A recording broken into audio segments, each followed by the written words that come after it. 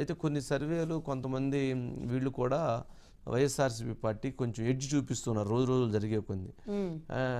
మరి ఈ ప్రక్రియలో ఇవన్నీ ఎలా ఉంటే వైజాగ్లో ఆల్రెడీ అన్ని రూములు బుక్ అయిపోయినాయి అట. ఏది రేపు ఇప్పుడున్న గవర్నమెంటే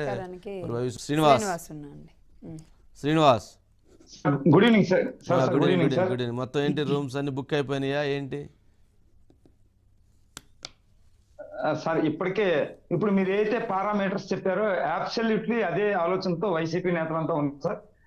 అయితే ఈ నేపథ్యంలో చూసుకుంటే విశాఖపట్నం కేంద్రంగా గడిచిన వారం రోజులుగా హాట్ టాపిక్ గా నడుస్తుంది.